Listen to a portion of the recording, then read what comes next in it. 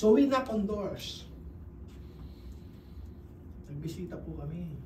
Sabi ko kay Mrs., I think we have a call. Sabi ko kay Mrs. Yung kasama namin, si Pastor Sherwin Tebelin. I think we have a call, Pastor. You are calling me. Pagbibiro lang po, kasi ayaw talaga ng Mrs. ko eh. Ano po, kasi matanda na daw siya. At ayaw niya nang magsimula ng gawain. So when the Lord ascended back to heaven, mga minamahal, in Acts chapter 1, we can see the Lord promised every believers, every disciples, na ang banal na Espiritu ay sa kanila. Sasamahan po sila. And until now, mga minamahal, ang banal na Espiritu ay sumasama po sa atin. Amen? Amen. Ganun po yung nangyayari, mga minamahal. At nais ng Panginoon, mga minamahal, na bawat isa ay magpakita ng pagmamahal sa gawain ng Diyos. Alam nyo, buti nga, mayroong church na kung saan pinagtitipunan po ninyo. Amen. Nakita ko may mga ibang Pilipino dyan, walang simbahan pinupuntahan. Kaya dinala kami ni Pastor Sherwin doon sa isang lugar, and nung nalaman niya Ilocana, Pastor, can you please witnessan mo? Yeah, kaya nga tayo nandito. So I want one soul. Hindi ko na alam kung anong lugar yun. Tapos may nakita kami mga Pilipina. Kumakain. Tinatanong ko rin sila. Curious ako. I love souls. Kasi kung Kristiyano ka, hindi mo mahal ang kaluluwa, may problema ka. Amen. Diba? Kasi kung ikaw ay anak ng Panginoon at wala kang pagnanais na makawin ng kaluluwa, mga minamahal, may problema. Kaya ka niligtas ng Panginoon, hindi lang para pupuntang langit. Do you believe that? Amen. Kasi kung niligtas ka ng Panginoon, para lang pumuntang langit, sana nung naligtas ka, pinatay ka ng Diyos. Am I right? Amen. Kaya buhay ka pa, nais ng Diyos na gawin mo, gampanin mo ang trabaho na naiwan niya dito sa lupang ito. Pinagkatiwala niya sa atin yun, mga minamahal. Bawat isa sa atin ay responsable na magdala ng kaluluwa sa harapan ng Diyos. That's why the heartbeat of God is mission. Ang pulso ng Diyos ay ang pagdadala ng kaluluwa. Amen. Alam niyo, dapat nating isipin lagi kung sino yung nagdala sa iyo eh. Sino yung ginamit ng Panginoon Amen. na ikay madala. Makakilala sa Diyos. Kasi sino man yon, at least naging bahagi siya ng buhay mo. Amen. Kung ikay dinala na sa ibang lugar, at least may taong ginamit ang Panginoon para ikay makakilala. Amen. At kaya nga sabi ng Panginoon sa kanyang salita, hindi natin pwedeng I am Apollos, I am Paul. Hindi ganun eh. Kung merong iba nagtanim, no? Iba yung nagdilig. Amen? So kung saan ka dinala ng Panginoon na pwede kang magamit, mga minamahal, at pwede kang maging blessing, so be it. Amen. That's the heartbeat of plan. Mission. Amen. So, makikita natin diyan, mga minapromise ng Panginoon in Acts chapter 1 verse 8. Sabi po niya, Acts 1:8. Please open your Bible in Acts 1:8. Sabi niya, but ye shall receive power. Amen? Power. After that the Holy Ghost is come upon you, and ye shall be witnesses. Witnesses. The word witnesses. You should share the word of God. Amen. Sa mga kilala mo, sa mga kasama mo sa trabaho, sa amo mo, hindi ka dapat natatakot.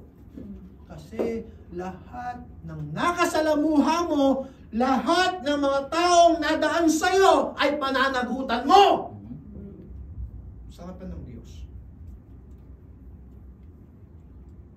Kung may alaga ka, na bata, pananagutan mo yan sa Panginoon. Kaya dapat maging aware ka. Concern ka dapat sa bawat kaluluwa. Amen? So, yan po, mga men, in the apostles, they turned the world upside down. Why? Nais nila, mga minamahal, na mapakilala ang Panginoon Kristo sa bawat sulok ng mundo. That's why, mga minamahal, tayo na ngayon. Responsibilidad po natin. Na ipamalita ang kaligtasan ng Panginoon. Amen? So, napakaganda mga minamahal na makita natin ano po, ang pulso ng Diyos ngayong hapon. Ano ba yung pulso ng Diyos? Ano po, kung titignan po natin yan mga minamahal, no? Sabi niya sa panahon po kasi ng mga apostol, in Matthew chapter 16 verse 26, mission should play a vital role in the local church. Amen. Pagka sinabing church, hindi po yung lugar, hindi po yung building. Sino yon? Tayo, believers. So dapat merong vital role, no? Ang mission sa bawat isa sa atin. May concern ka ba sa mission? May tinatabi ka ba dyan para sa misyon? Kasi, ang hirap kasi, kung yung tithes natin, di pa natin maibigay, paano ka makapagbibigay ng misyon? Amen. Tama ba? Amen. Kasi ang mission, above your tithes. Above your tithes. Yung matulungan mo yung iba, hindi lang yung pangangailangan sa loob. Yun po yung mission. Kasi yung tithe, sabi ng Bible, that there may be meat in mine house. Bring it, balik mo. Pero yung mission, pagka sinabing mission, yung pong pagmamahal mo sa ibang manggagawa. Yun po yung mission. So we ought to love pastors. Ano po? Kaya sabi niya, mission should play a vital role in our church. In Matthew chapter 16, verse 26, for what is a man profited if he shall gain the whole world and lose his own soul? Ano nga bang kapakinabangan ng isang tao kung makamtam man niya ang buong yaman ng mundo? Alam niyo, ang pangalan ko ay Raymundo. Pero hindi ko po pag-aari ang mundo. Pangalan lang po yun. Hindi po ako mayaman. Katamtaman lang. Kuminsan mayabang lang. Ano po? Umaasa lang po ako sa biyaya ng Panginoon. Amen. Kasi alam ko ang Diyos ko mayaman. Amen. Milyonaryo pong Diyos ko. At hindi lang milyonaryo, bilyonaryo, trilyonaryo. Lahat ng naryo nasa Kanya. Kaya, pagka humihingi sa Panginoon, hindi pa ako nababadchat. Meron at meron. Ano po? Kasi, yan ang sabi ng Diyos eh. Alam nyo, pagka yung mga membro ko nagbibigay din sa akin, kahit meron po ako tinatanggap ko, hindi dahil sa hindi, ano bang tawag doon, yung bang, dahil ang dahilan ko, gusto ko silang mapagpala. Amen. Kaya naman, pagka ako'y nagbibigay sa kanila, gusto kong tanggapin din nila. Kasi gusto kong mapagpala. And most of the time, I'm giving and giving and giving. That's why pagka may appear kami sa church, alam nila yung example ko. When I ask them, hindi ako nagkakaproblema. Because alam nila, ay, ang aming pastor, giver. Bakit kami hindi maging giver? Yan example eh. Ako yung ihemplo. Kasi kung hindi nila nakikita na ako'y nagbibigay, paano ko sila matcha-challenge magbigay? That's why I love giving and giving and giving. Pagka mayroong blessing, tara Brad, labas tayo. Sagot ko.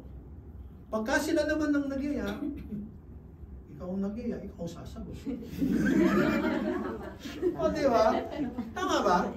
So, siyang nagyaya, sagot niya. Pero kung, siyempre, bitin siya at meron ako, I'm sharing.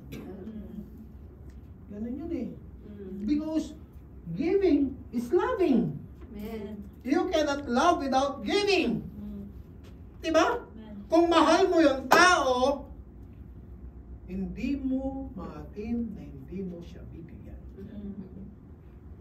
Ganun yun eh. Kaya, pagka usapin pagbibigay, alam niyo po, mga membro ko, tuwang-tuwa dyan. Ganun po yun. Alam niyo po ba, napakaliit lang ng aming church.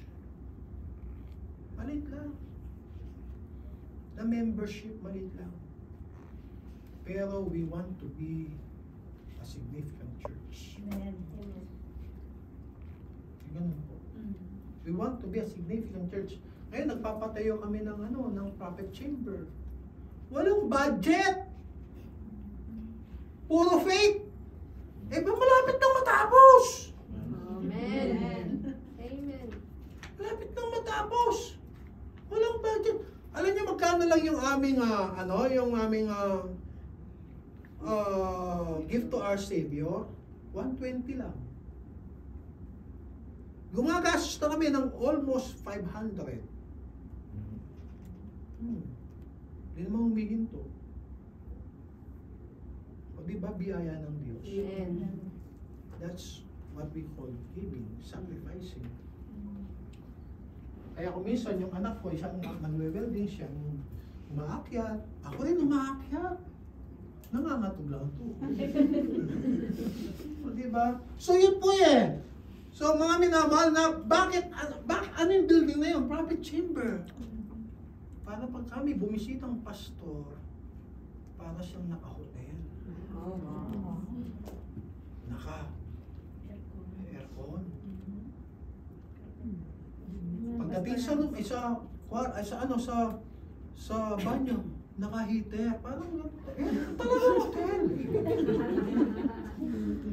Ganon. May massage chair. Pastor. Sabay ka na. Pastor. Yan po yun. Bakit? We love pastors. Kasi pagka ang manggagawa ng Panginoon, minahal mo, aabaw ng blessing ng Diyos sa iyo. Yan ang sinasabi ng Panginoon sa kanyang salita. Kaya nung minahal nila ang Panginoon, nag-aabaw ng blessing sa kanila. The heartbeat of God.